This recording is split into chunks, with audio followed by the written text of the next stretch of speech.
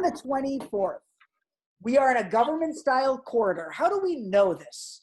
The floor is of marble. The walls are of beige. Patriotic white men are framed and hung along the corridor walls. American flags abound. Shadowy figure and Officer Stanley continue down the hall at breakneck speed. As an officer of the law, I demand to know how we were able to breach the perimeter.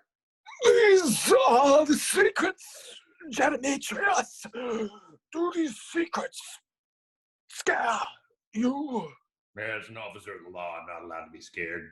Fear is but a small impediment along the road to justice. I believe justice shall be done. Oh, 2011 of you, officer. But I'm afraid when different times, greater times, the greatest times. I swore an oath to protect and to serve. Breaching the perimeter is antithetical to everything I believe in. Plus, I must get back to Florida. Deputy Bertha needs my assistance, and it'll be a cold day in hell before I let no true recidivist walk free. Stand on the beach and infect a good citizen? I think not! I'm about to let that stand. Not in my jurisdiction, no way, no how. Your patriotism is sexy, but sadly it pales in comparison to this administration. For you see, there's only one true American. Here he comes now. The President of the United States is bumbling down the hall. He is surrounded by the Secret Service. Before the SS has a chance to see the shadowy figure and Officer Stanley, the shadowy figure waves its long fingers and a flash of blue light surrounds them. They suddenly shrink to the size of a flea and float through the air. They land on the American flag pin attached to POTUS's lapel. The SS have tackled POTUS to the ground. The light fades. All clear, sir. Beautiful work, boys. I probably could have done it better. They say I'm the best. But I think you did a fine job, and an okay job. Yes, we'll be bringing many jobs back, in the big numbers. There will be so many jobs in this country, you won't know what to do with yourself. The best and biggest jobs around. China jobs that are now American jobs. Steve Jobs will be very impressed, I think, by the number of jobs that are here. Apple is a failing brand, a failing company, much like the lamestream media. CNN is probably the worst. Comcast is failing. Steve Jobs should have sold Comcast when he had the chance, but now he's stuck at Apple. Very sad. The saddest, I'd say. POTUS continues to ramble. The SS is used to this. They begin slowly and discreetly shuffling POTUS into a government-style room. A picture of Taft hangs on the wall. The council is sitting around working on their projects. Some are finishing a coloring book entitled Nancy Reagan Doesn't Care About AIDS. Another council member is learning how to tie his shoes. They stand up in unison. When POTUS is pushed into the room, POTUS's speech has not wavered one word. But China Joe doesn't know that. He doesn't believe a word of it. Speaking of words, I have the best words money can buy, even though I don't make much money now. Hardly any. But I've got a lot of it, folks. It's divested. The council dutifully begins taking notes. I should be getting paid a lot more. A lot. Many more dollars for this job. But I won't say that. People say I shouldn't say that, and I haven't, but I will to you. I'll say it to you because I believe it's what the people want. They want me to say it. They beg for it. These women say I said things, but I didn't. I only said it when they started saying it first. But I won't say that. China Joe wants me to say it. He's done a lot worse, folks. He's done very bad things. They say I've done bad things, but look at the economy. It's never been better, stronger. I'm strong like the economy, like father, like son. I suppose I would consider the economy my son, my child. No president has ever had a child like this. I've cared for my son maybe because it's the only son I've ever had. They'll say that's bad, but I think it's good.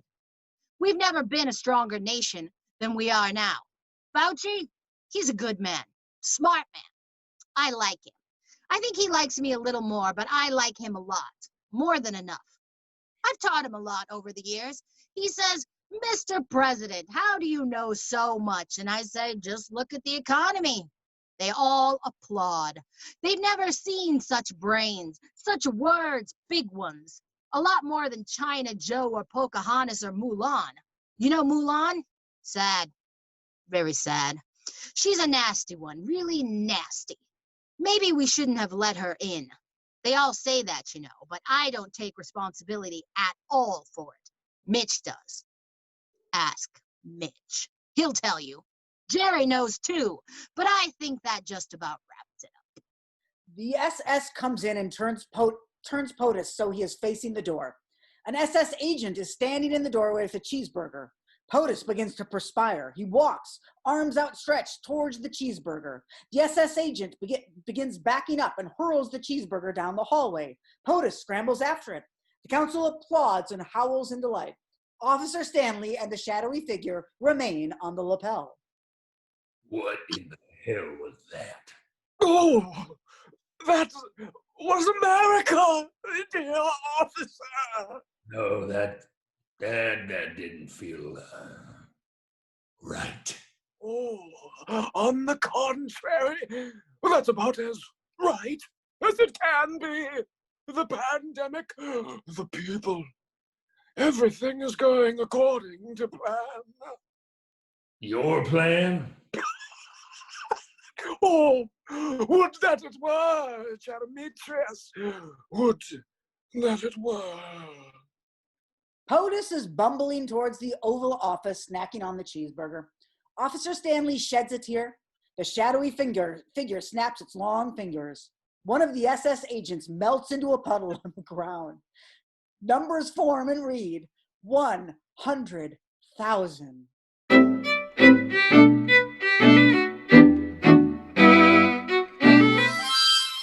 Scene the 25th. We are in the sewers beneath Venice. How do we know this? There's absolutely no discernible characteristics, so you'll just have to trust me. Oh, I see by the cut of your jip that you're skeptical. Good. Skepticism is healthier than blind belief. Just ask William Howard Taft.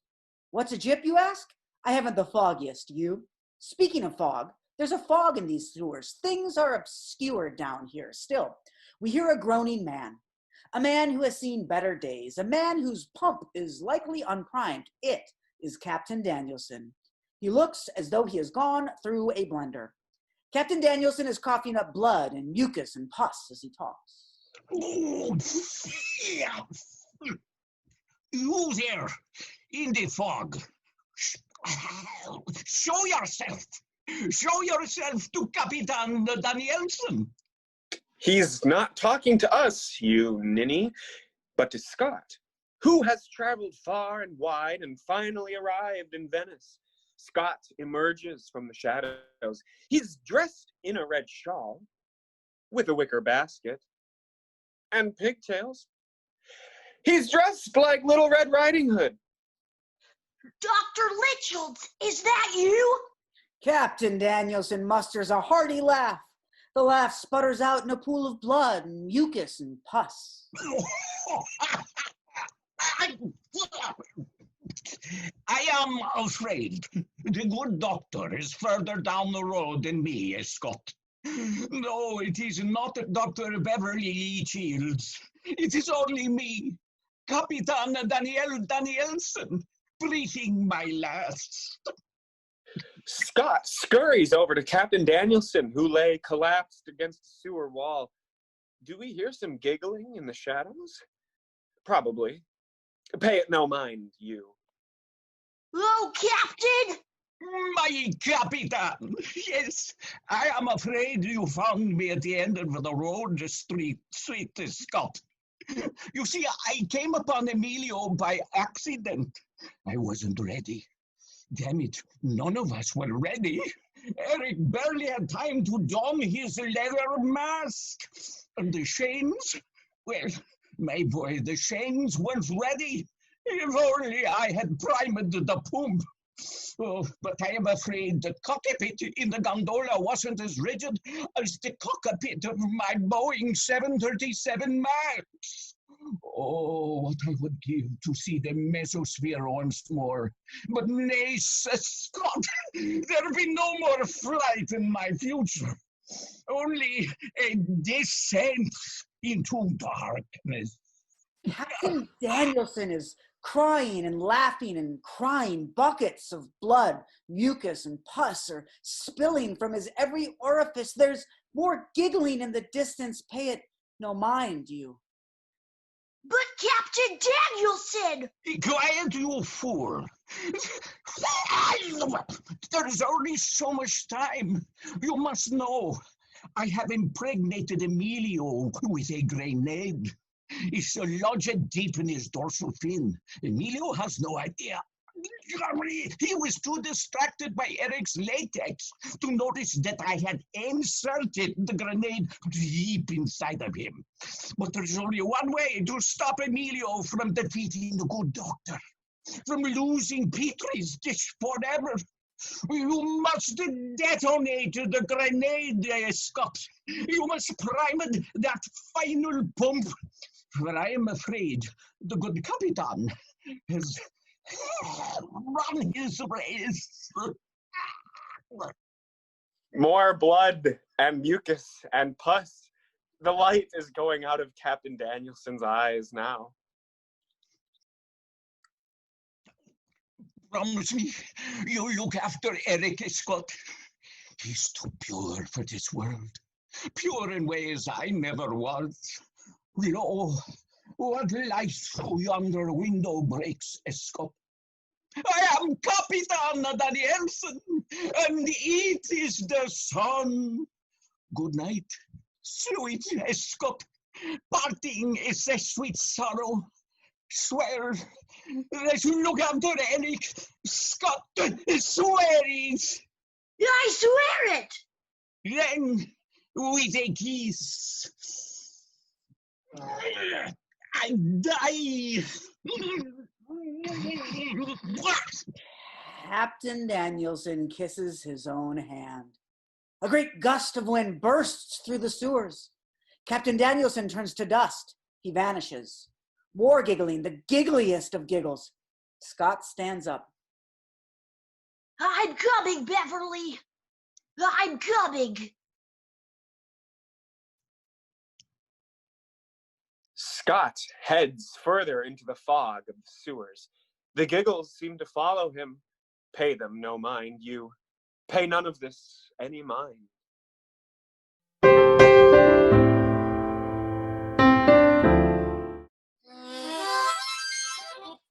Scene the 26th. We are in a forest. How do we know this? Well, for starters, there are trees. Yes, big trees, dark, old trees. There's dirt. Oh, how much dirt there is. Let's see. Animals scurry to and fro in the distance. An insect engulfs another insect and is, in turn, engulfed by a bird, a blue jay.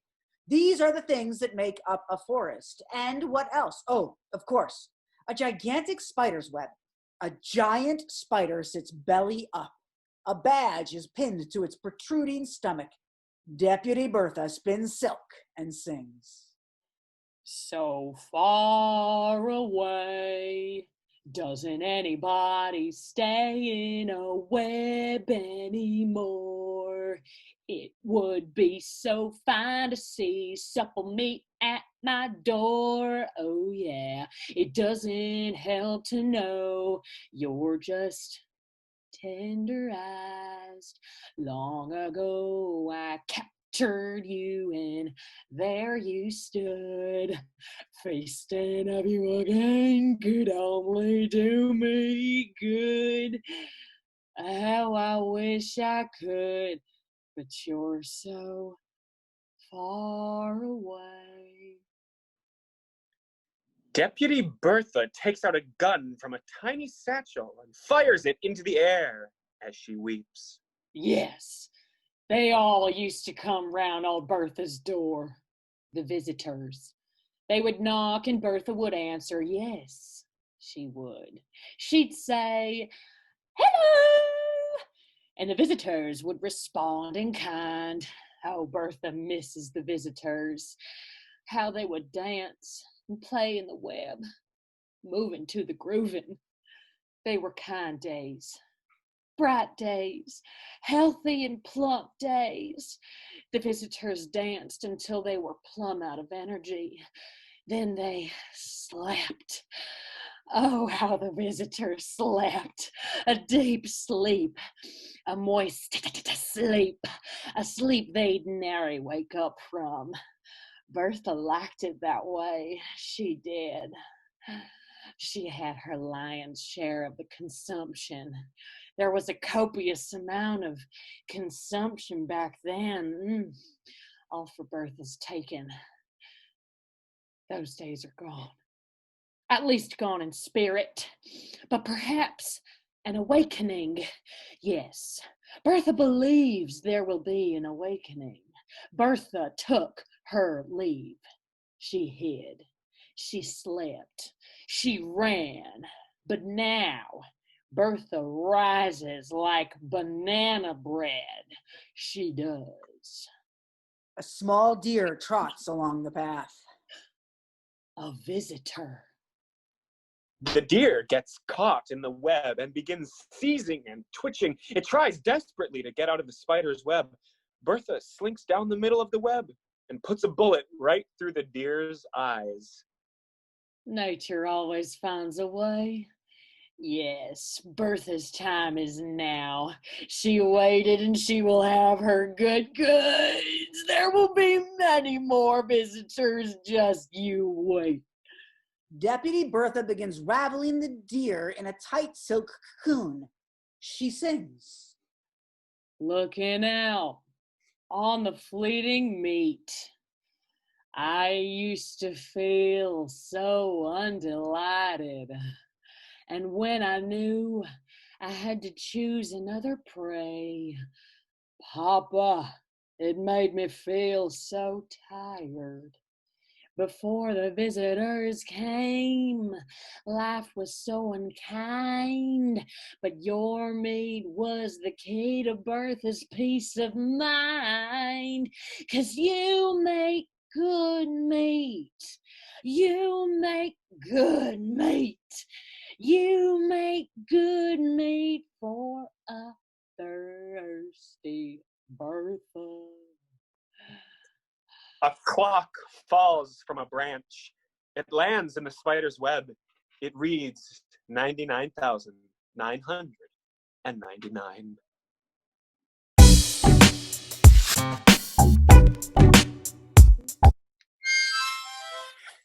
Scene the 27th. We are once again in a government-style room, but this is a different type of room, from a bygone age when gender was gender and doctors were doctors. A great mahogany desk sits in the middle of the room, a tapestry of American grandeur from days gone by. A great battle from the Civil War is depicted. Strangely, we recognize the faces of the soldiers. Why, there's Charlotte. She's on top of a horse. And I'll be damned if the horse doesn't have the Baron's face. And there's Tom Hanks manning a cannon. And the valet and Edmund are there leaning on a tree. It's almost as if all of this has happened before. Just as I wrote that thought, the chair behind the desk swivels slowly around. There's a great hulking man behind the desk. He's smoking a great big fat cigar, sipping at some scotch, nibbling at some raw chicken. Yes, it's him. It's President William Howard Taft.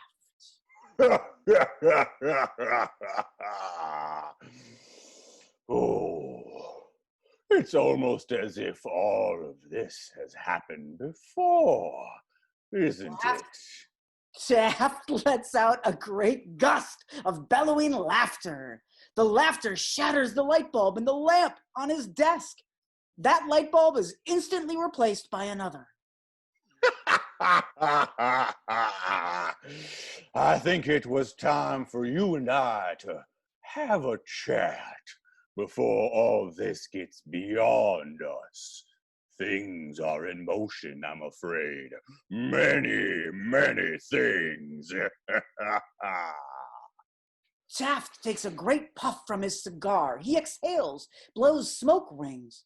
The smoke rings form a tapestry of their own. Why, it's a visual depiction of every scene that has preceded this scene.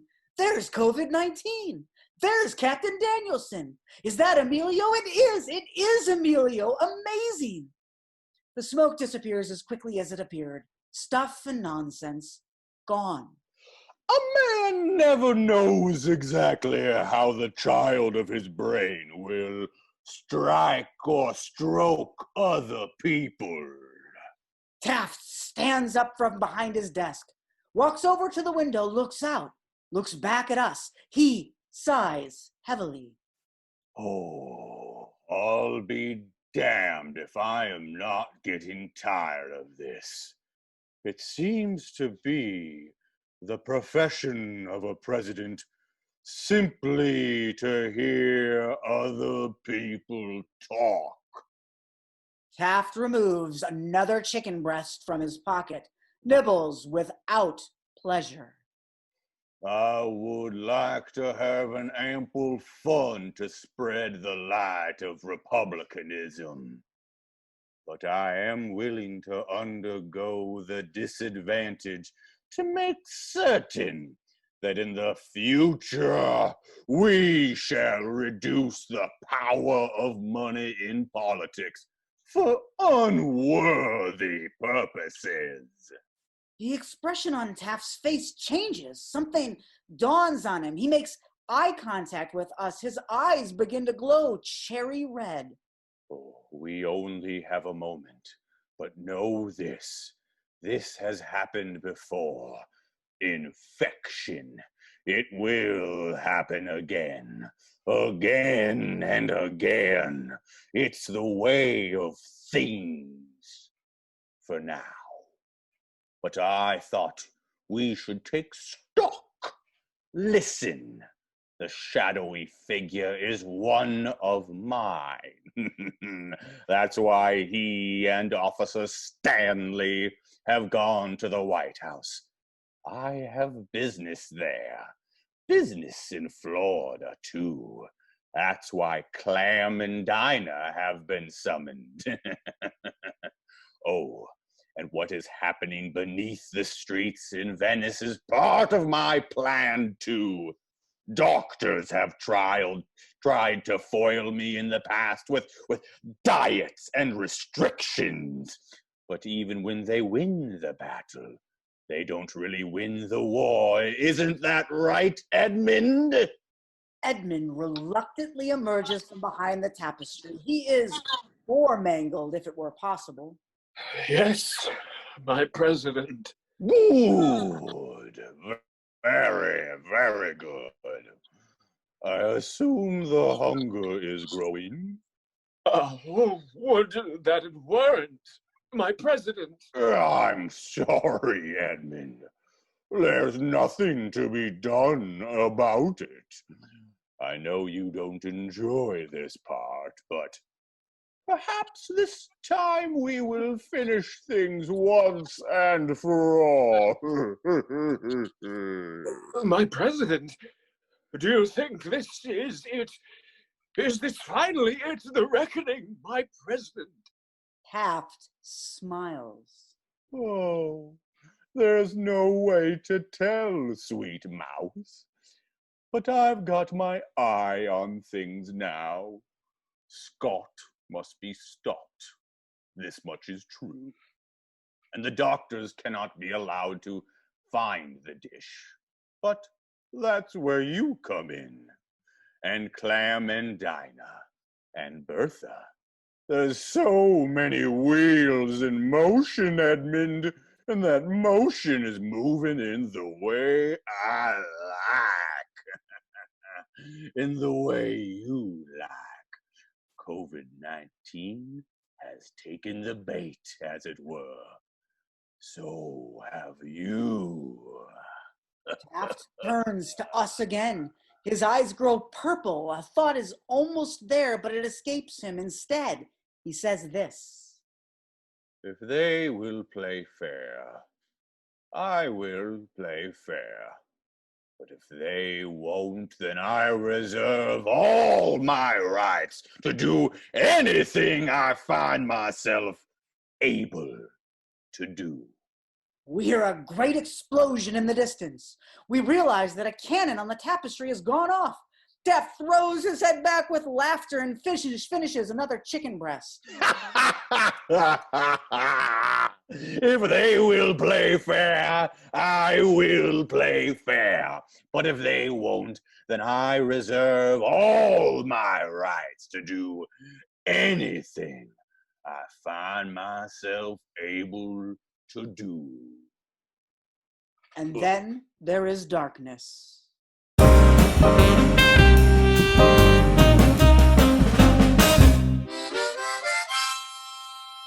Scene the 28th. We are on an Amtrak train. How do we know this? Oh, the better question, patron, would be how don't we know this? Yes, a fine question for a fine patron such as yourself. Clem and Dinah are squeezed into their seats. Honey, you sure got us out of that pickle. Hoot and holler. That sure was something. I ain't never seen no lasso like that. Well, we sure ain't gonna get out of there if you had anything to do with it.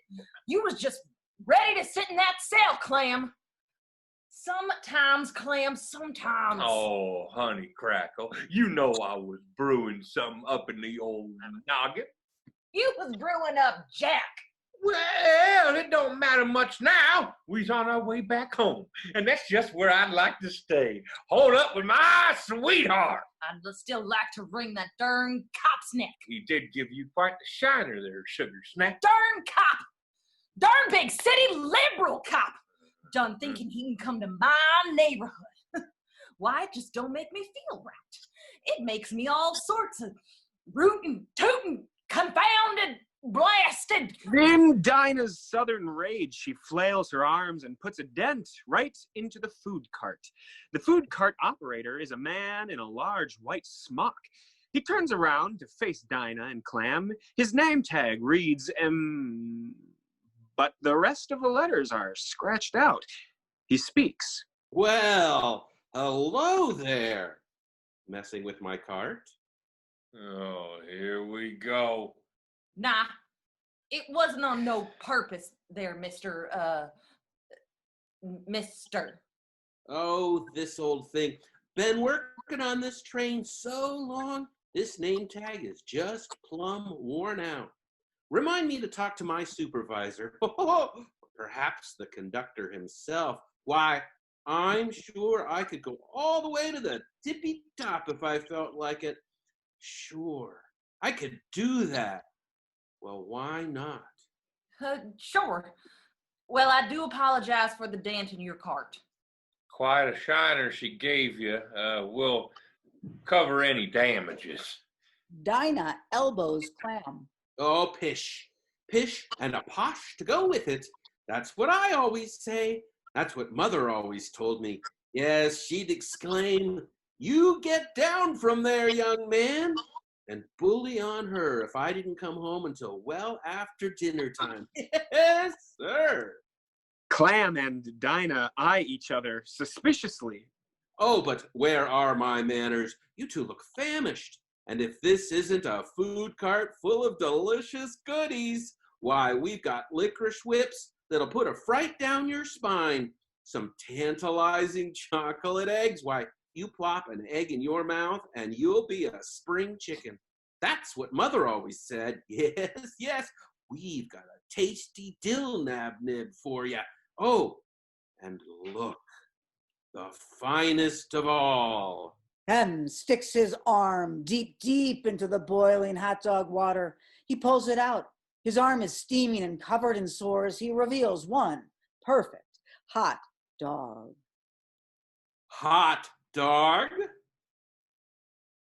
Tom Dandy, that sure is something. A hot dog done sound mighty fine right about now. The hot dog is completely soaking wet. Is there mustard on M's chin? More than there was before? Did a tooth fall out of his face? Yes, patron. Yes. Oh, we don't have any cash on us, so thanks anyway. Well, I'm sure we could scrounge. Dinah elbows Clam again. M is staring at Clam and Dinah. Oh, for shame. Mother always said, you bring back one more of those and you can find another place to live. She had a temper to boot. But this is one root-tootin' cock doggy. Don't mind if I do. Em engulfs the hot dog in one bite. Clam and Dinah are horrified. A train conductor's voice over the PA system. Passengers, we've arrived in Jacksonville. Oh, well, this is our stop. Pleasure chatting with you, sir. Dinah, we ain't off till Naples. We is getting off this darn train now, Clam. Dinah attaches Clam to her hip and drags the two of them off the train in record time. Happy trails, folks. Yes, happy trails to ye both. Hope to see yous again soon. Fine pair, you two. God be with you. Oh, yes. Oh, my, yes. Mother said, the trains are leaving the station. You get on and you don't ever come back. She sure did have a way with men. Full as a tick, she did. Whoop-dee-doo, yes. I dare say the hot dog may be gone, but the water is still there. Storm's coming, folks. The president has come back to life. Venice is overflowing, much like this hot dog water. But Em is here. Oh, yes. Pluck my bucket, yes. Em is the panacea. He is. Yes. But we'll be seeing you again soon. The hot dog water begins to overflow the cart. The train is slowly flooding as it leaves the station. Em floats in it. He grabs another hot dog. He gives a wink, gives a smile, gives a dastardly frown. He chokes on the hot dog for a minute, coughs it up, gives another smile. He squirts mustard at the window. It takes the form of the numbers 90,000. He giggles. A toilet flushes.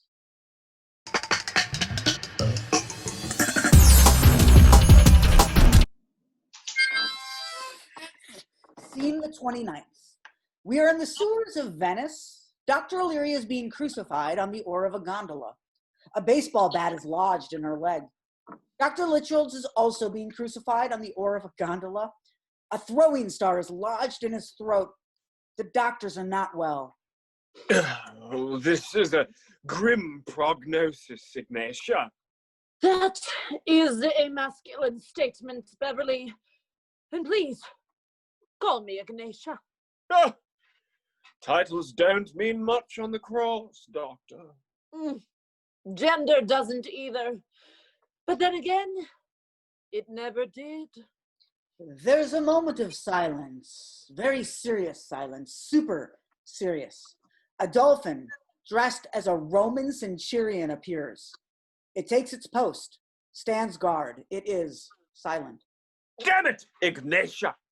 You let your emotions get hold of you. You let your vengeance drive the gondola. You abandoned reason, Ignatia. Now we are here on these crosses. Humanity is lost, Ignatia, and it is on you. Me? Oh, Beverly, your gender gives you away once more. Put off your failures on a woman. That's the way it's always been, hasn't it, Bev? Why, I told you that Emilio was no simple can of tuna fish, and now here we are on these crosses. Humanity is lost, Bev, and it is on you. Oh, Ig, your hubris knows no boundary. The curtain is about to fall, Bev, and we will fall with it. All of humanity will fall. The guard turns to Dr. Litchfield. Psst. Psst. Oh, be silent, Dolphin. Can't you just let me die in peace? Psst. Psst. Oh, bother, Dolphin, leave us be. Bev, does that dolphin Roman centurion seem a little odd to you? No, Ig. No, it seems entirely normal. Oh, bother. Your gender blinds you even on the cross, Bev. Really, look closer. Is that a red shawl? Pigtails? A basket full of goodies? Dr. Litchfield looks down at the centurion. Damn my eyes, Ig! You're correct! Psst, psst. Scott? Scott, my boy! Is that you? It is. The Dolphin Roman Centurion is really Scott in disguise. It was the whole time, you idiot. Damn it, Beverly! There's no time! By the beard of Spinoza! It really is you! The beard of Spinoza, please. I'll take hubris over the patriarchy. Thank you very much. Scott, how did you get here? And why? Shh! He's watching us! Even now, Beverly! He's watching us! Emilio is watching us! Men always like to watch. Tell me about it! But not right now. Tell me about it another time, because we don't have time, and Emilio's watching. Out with it, Scott! What should we do? Eric is already doing it. Listen. The doctors listen. We listen too. We hear giggling, lots of it. The rubbing of latex against latex too. From behind us, from in front of us, from inside of us. Yuck. Eric? Eric. Eric. By the pubic hairs of Deleuze and Guattari! Tell me, Scott, at once, what is Eric's gender? I don't know, Doctor. Nobody knows. We hear the distinct lash of a whip. Damn it, doctors! Now! Emilio is distracted by Eric's guile! Scott wields a mallet. He mashes Dr. Litchfield and Dr. O'Leary until they fall off their respective crosses. We must go quickly! Eric's charm will wear off, and when it does, there will be hell to pay. Sounds like an evening with my ex-wife. We hear maniacal cackling in the shadows. It might be Eric, might be Emilio, might be Dr. Litchfield's ex-wife. I know where the dish is. Follow me, sweet, sweet Beverly. Oh, cursed spite, that ever Scott was born to set it right. No, lead us, child, while there is time. Keep up, Bev. Things are coming to a reckoning now. God's mighty wind will blow, Ig. A reckoning, indeed. Scott leads Dr. O'Leary and Dr. Litchfield off into the sewers. An icy howl in the distance. Eric, Emilio, Litchfield's wife, William Howard Taft, it's impossible to say yet. But the reckoning draws nigh. The number 82,461 appears in the distance.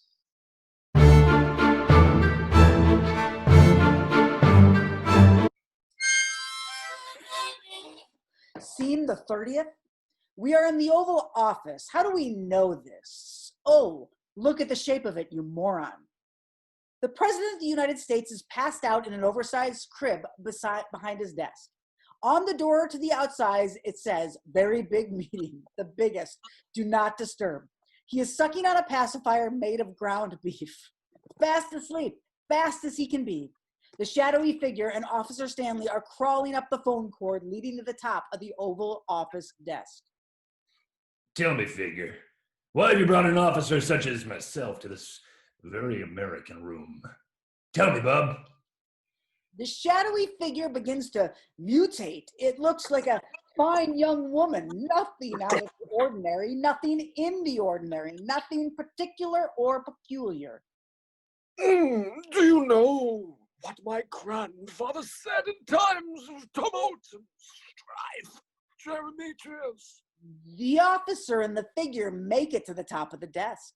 That men such as me are the men we need the most. Oh, fine poem, that. No, my grandfather was a man of some heft. A rowboat in times of mass murder. Could he fit in a rowboat? Can anyone? A man never knows how the child of his brain will strike other people. And strike we will, officer. I am sworn and committed to protecting the innocent.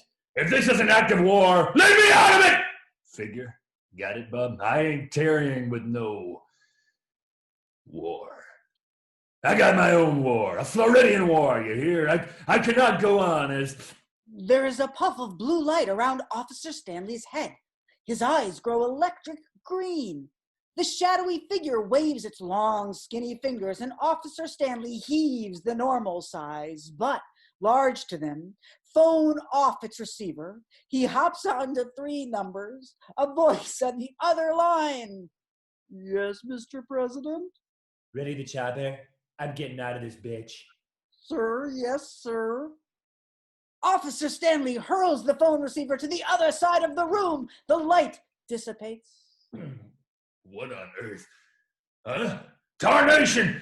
What the tabernacle was that? The war will go on whether we like it or not. You see, it is American nature to conjure war from nothing. But it won't be you or I on the front lines. We'll be safe as can be from the carnage, the bloodshed. As you have sworn to protect and serve the citizens of the horrible state of Florida, so will you protect and serve me. My grandfather, a robust man, would have done the same. Let us gerrymander our way to the safety, officer. The shadowy figure mutates into the President of the United States. The desk buckles under his weight. Officer Stanley has also grown in size. The shadowy figure waves his long, skinny fingers, and Officer Stanley is once again in a trance. He takes a sheet and throws it over the sleeping POTUS. Hush, little POTUS, don't say a word. Officer Stanley's a mockingbird. Abscond in the chopper will we too, leaving behind us the red, white, and blue.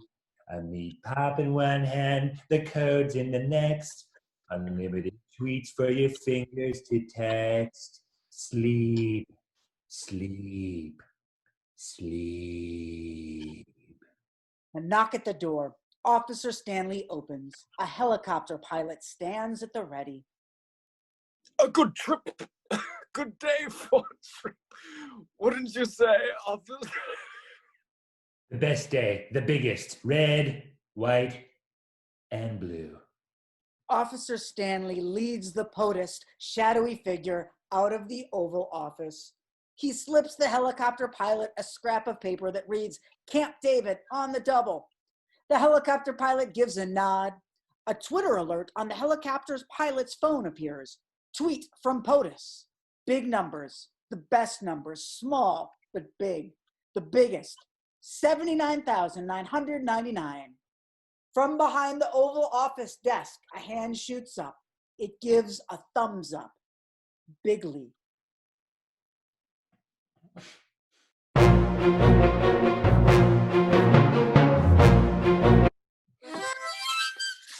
Scene the 31st.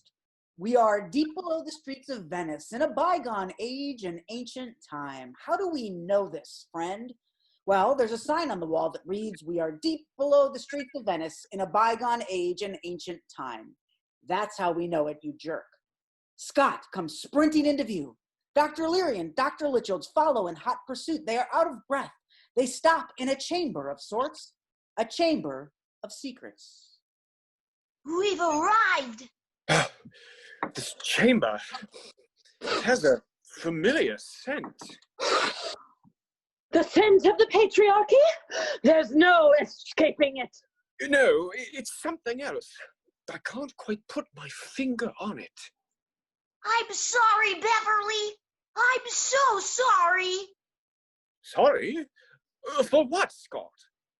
She was too powerful. A look of recognition comes over Dr. Litchfield's face.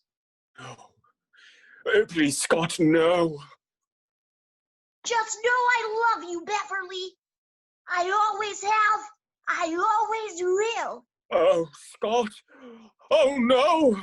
There's a great rumble in the earth. The walls shake. The chamber pulsates. A crack appears in the floor. A giant spider emerges. A badge is pinned to its protruding stomach. Deputy Bertha enters the Chamber of Secrets. Honey, I'm home. Oh, my heavens. Oh, please. Bev, what is that thing? Ignatia, meet my ex-wife. Charmed, I'm sure. I'm sorry, Beverly. I was walking through a forest outside of Venice, gathering treats in my basket to bring you. I came upon her. She overpowered me. And Eric. She made us lure you here. Oh, the webs we weave, my dears. Yes, Beverly, the boy is right. What is your intention, Bertha? The same as it has always been, my dear. My demise? Your demise. And my pleasure. Deputy Bertha begins putting rubber gloves on her hands. I tell you this, Spider, the doctor and I are on a mission, and I won't have you disturb my work. Deputy Bertha throws her head back and laughs. She reaches into a tiny satchel wrapped around her neck, removes Petrie's dish, holds it up. I'm afraid I've already disturbed your work. The dish! Petrie's dish! Oh, Bertha, no! You think I don't know about your dalliance with Petrie? The pleasure you took with him? Oh, Beverly, you fool. You never were any good at lying. I killed Petrie after I took comfort in his embrace, if you know what I mean. All too well. And now my vengeance will be complete. I shall devour this dish before your very eyes. And then, well, you know what I'm gonna do. Please, Bertha, please. Watch and learn, my sweet. Deputy Bertha brings the dish up to her lips. She readies herself to drink. Suddenly, a commotion. A figure bursts into the room. Is it Emilio? No, it's Eric. But Eric is wearing Emilio's face as a mask. Eric is dressed up as Emilio. There's no reasonable explanation for such a costume. Eric begins to dance, slowly at first, then faster and faster. Bertha is mesmerized. She can't look away. Latex brushing against latex. Bertha is what people always are in the face of Eric. She is seduced. Eric dances closer and closer, closer and closer. Finally, Eric takes up Bertha in a great embrace. The two of them collapse together, and they turn into stone. The dish falls to the floor beside them harmlessly. Scott rushes up to the stone figures. Eric! Eric, no! It's so beautiful. Beautiful? How do you mean? Oh, Bev, how you are a fool. Eric gave themselves for all of us to live. It took the sacrifice of one without gender to secure the dish.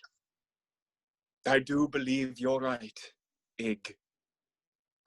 It's just as Dumbledore said. It does not do to dwell on dreams and forget to live. Thank you so much for that, Scott. We have the dish, Beverly. What do we do now? We live, Scott.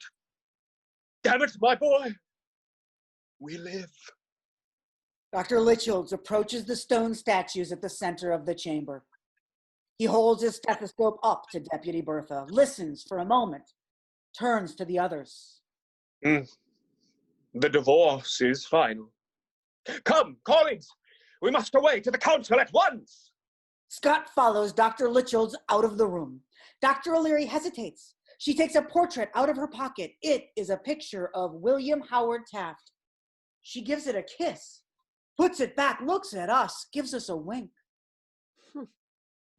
Oh, the webs we weave.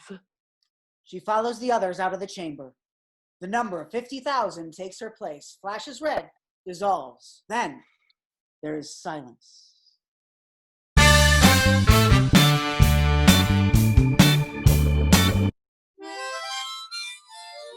Scene the 32nd. We are in a government-style room, brown wallpaper, a portrait of Taft cradling a whole raw chicken, TV screens and men working on projects. You know the drill, Patriot. A nondescript man enters the room. He is in a frenzy. Gentlemen, the visitors from Venice are arriving in a matter of moments. The president has fled to Camp David, and Scott is nowhere to be found. A murmur among the council.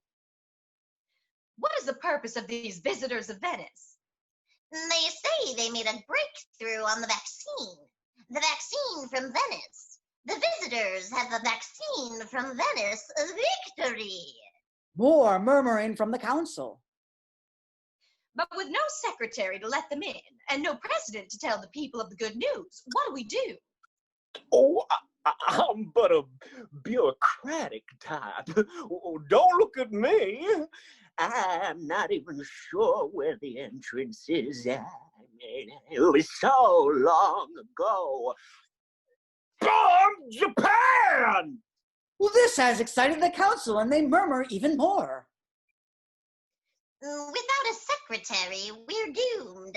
I'll wire the visitors to turn around. As this council member turns to exit, he is stopped by a figure in the doorway. It is wearing a train trolley's maid uniform. It is pushing a cart. It enters the room at once. The council falls silent and stares. M speaks. Perhaps I can be of some help? Who are you?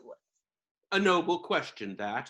I'm afraid it doesn't much matter now. You see, the wheels are in motion, gentlemen. All we can do now is ride this train straight to hell.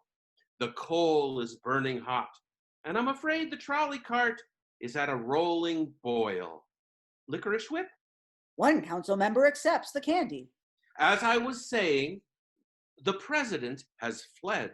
Your secretary ain't here, but I've arrived, buddy. And if there's one thing you can count on, it's your good buddy. Would you agree?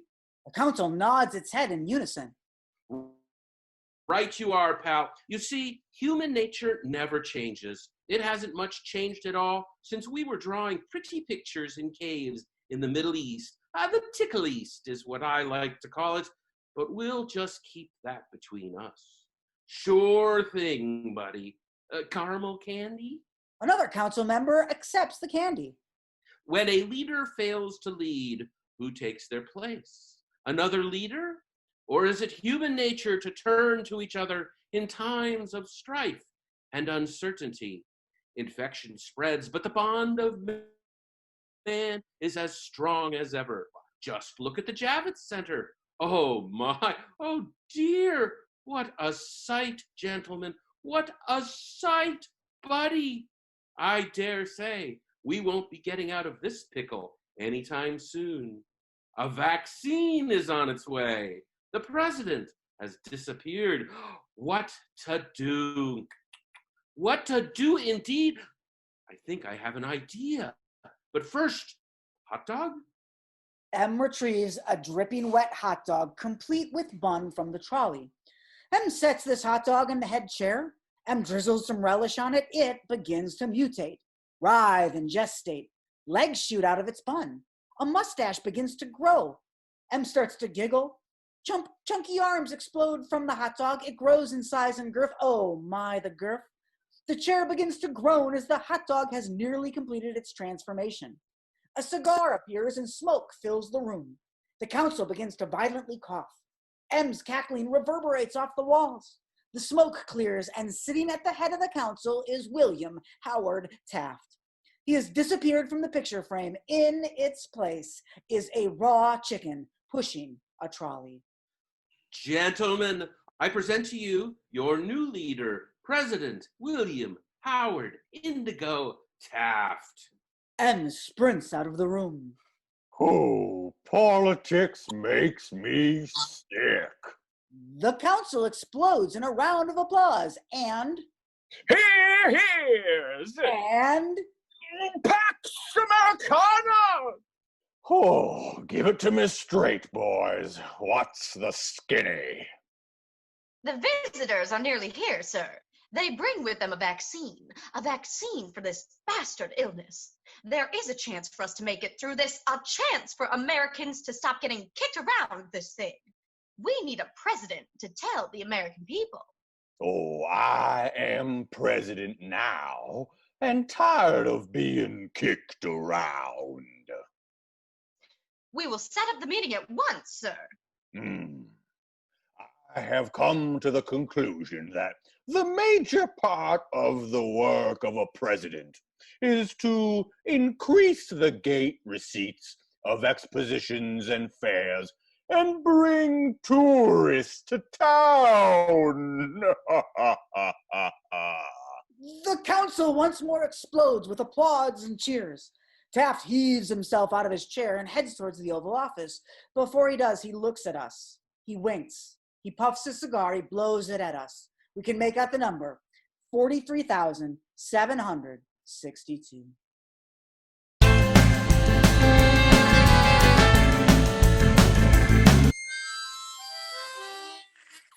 Scene the 33rd. We are outside of a government-style building, brown trim. An enormous flag with the image of William Howard Indigo Taft is draped over one side of the building. There are pikes on the lawn. Heads are impaled on them. We recognize the faces. It is Charlotte and the Baron. It is Captain Danielson and Emilio. It is Eric and Bertha. It is Clam and Dinah. So much death. And for what?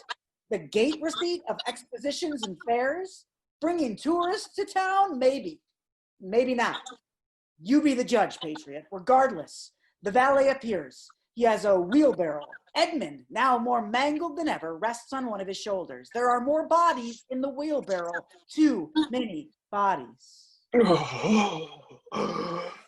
I grow weary, valet. So many guests, Edmund. I grow weary too. In the end, it's always exhaustion, suffering, death, the hunch that this will happen again and again and again.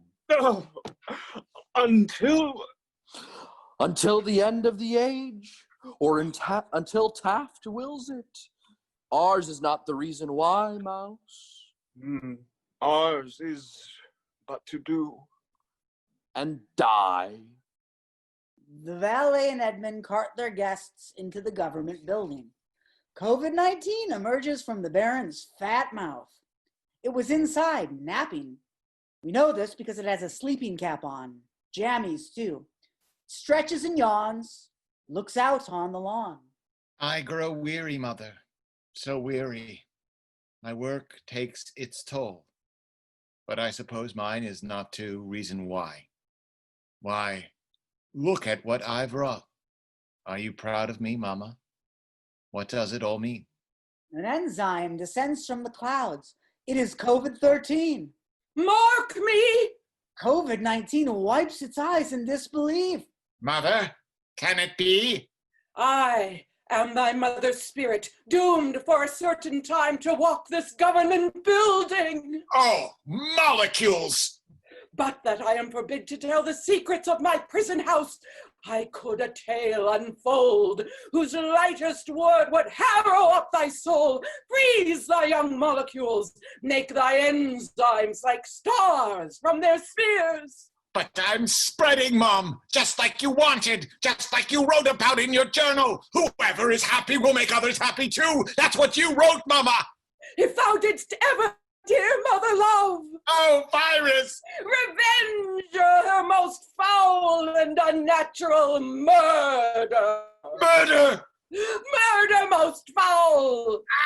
Cytoplasm! A serpent stung me. So the whole ear of America is by a forged process of my death rankly abused. But no, thou noble enzyme, the raw chicken that did sting my mother's life, now wears crown. Oh, my prophetic soul, Taft! The glow enzyme shows the matin to be near, and begins to pale its ineffectual fire. Adieu, adieu! COVID-19, remember me! COVID-13 exits. Oh, you hosts of viruses. Oh, molecules, what else? And shall I couple mitochondria, oh fie? Hold my heart, so Taft, there you are. Now to my word, it is adieu. Remember me, I have sworn it. COVID-19 puts on a surgical mask, some rubber gloves, heads towards the government building. After it is gone, Dr. O'Leary enters. She takes out a picture of Taft, kisses it, follows after COVID-19. Dr. Litchfield follows. Scott is riding on his shoulders. Scott is dressed as Little Bo Peep now. They chase after Dr. O'Leary after COVID-19 towards the government building, towards Taft. Swing low, sweet chariot, swing low, indeed. 10,000.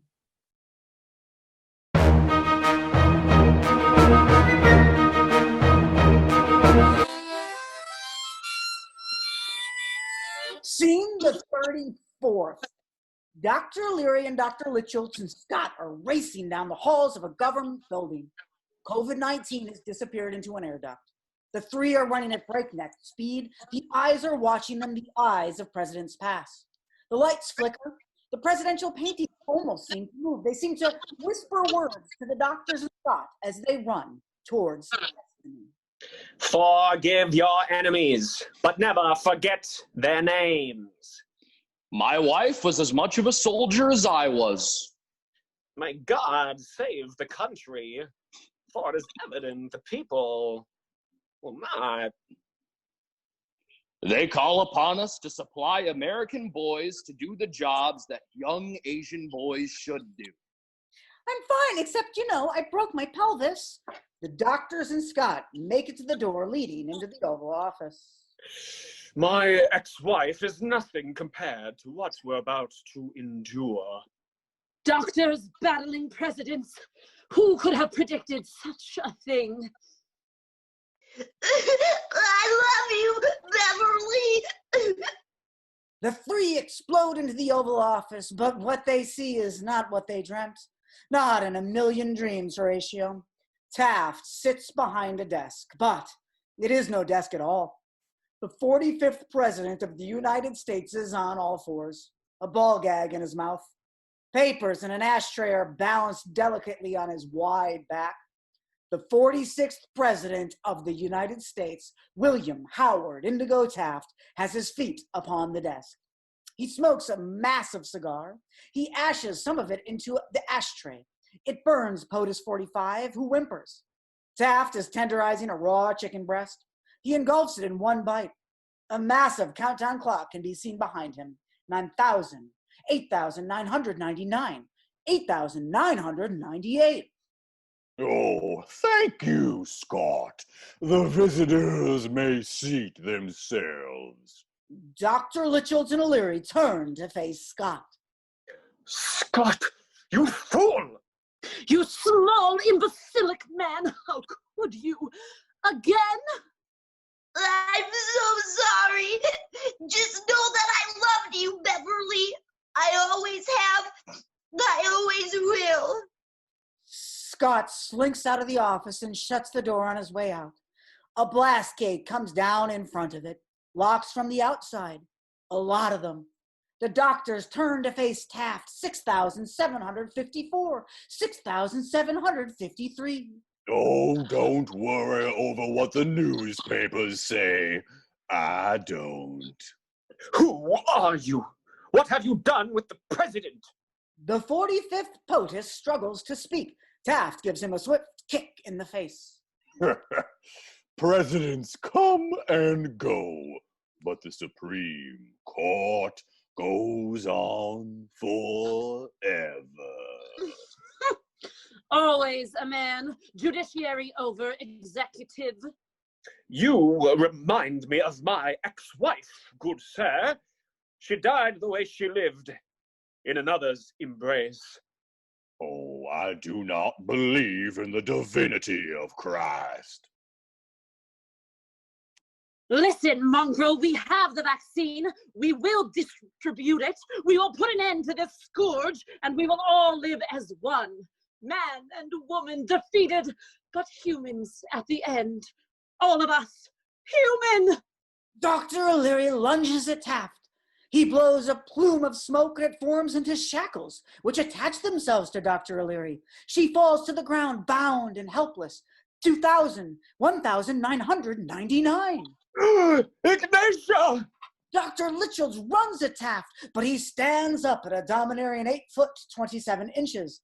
Dr. Litchfield rebounds off of Taft's girth and is catapulted into the opposite wall. Taft glides over to Dr. Litchfield's. We are all imperfect. Taft kicks Dr. Litchfield in the gut. We cannot expect perfect government. Taft lifts Dr. Litchfield over his head and drops him on his knee. Bones shatter.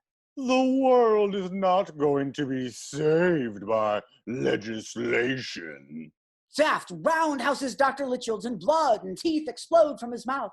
As Taft is about to finish him off, there's a knock at the east door, and the valet and Edmund enter with a cart of bodies. Oh, just in time, Edmund. The feast is upon us. These will make fine additions.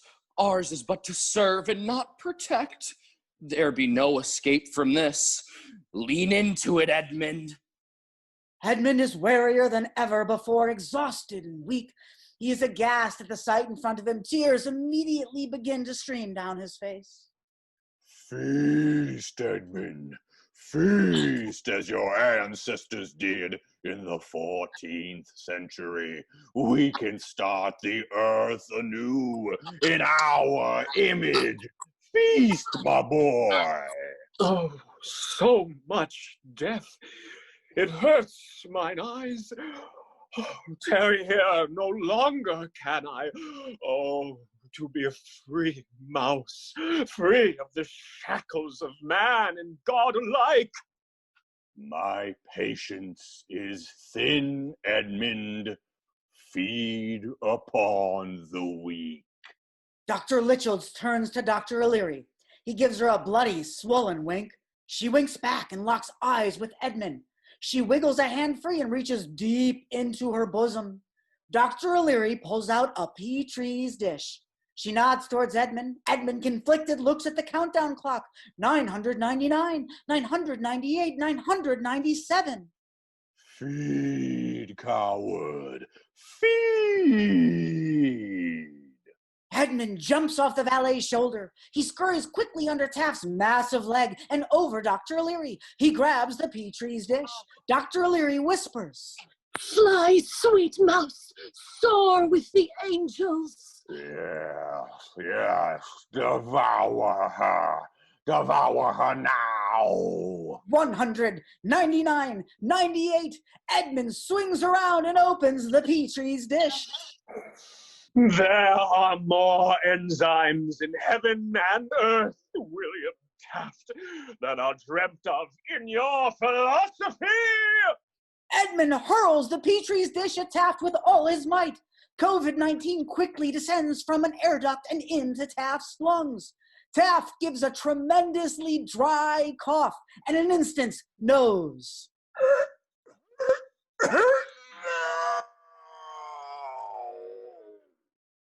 3, 2, 1.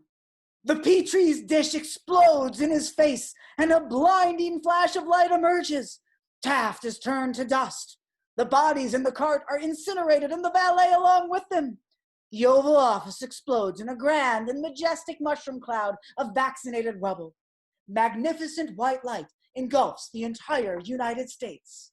The countdown clock rests peacefully at 0.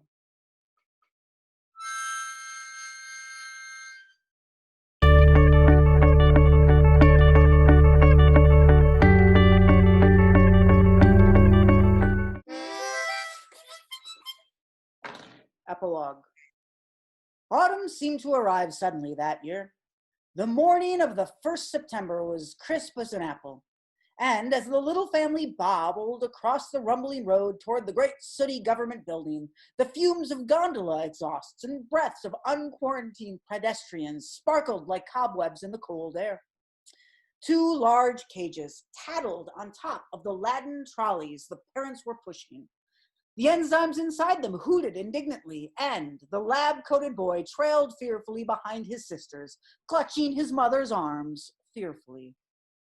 It won't be long, and you'll be going too.